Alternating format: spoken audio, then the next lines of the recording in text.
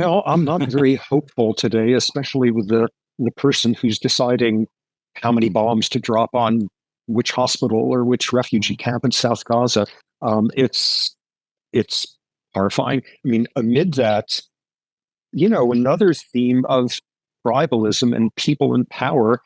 One of the things to do to remain in power is convince the people that actually that other group they hate. Mm. And that other group hates you, and they're way too busy hating each other to notice who's the real evil in there.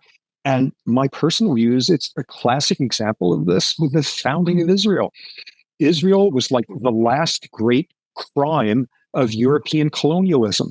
Like Christian Europe is totally awful to Jews for 2,000 years and unbelievable mistreatment and massacres and all of that. And then it gets the worst one of all time. It's Hitler. And finally, after 2,000 years, like white Christian Europe decides this is kind of too bad that we've been so mean to those Jews all along. It's time we do something nice for them. I know, let's give them the Palestinian homeland. Like, you know, it's well, it's a colonial mindset. It's an imperial Mm. mindset. It's Mm. England sitting there and deciding this is a good idea and all of that.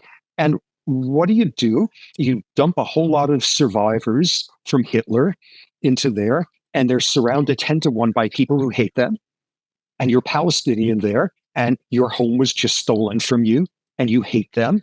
And nobody's going to sit there and hate the British. And they've now had 70 years of turning their children and their grandchildren into vicious animals who kill without feeling anything. It's like, yeah, goddamn British Empire that set this thing up. And Yeah.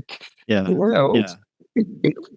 I Yeah. spent years ago, I spent time in Uganda Mm. after a particular dictator there, Idi Amin, was overthrown about a week after that. And he was not from a tribe. He was like an unbelievable dictator. And he was from a tribe that was not originally Ugandan. Mhm. They were Sudanese. When the British crushed the Sudanese uprisings back when, and they decided, we're in the neighborhood, why don't we take over Uganda also and colonize them? And they said, well, these Sudanese are good fighters and they gave us a hard time. So why don't we take the ones who like we think are now good guys and let's bring them south with us and bring them in as sort of the police and military culture in Uganda. And then, 60 years later, it's another right.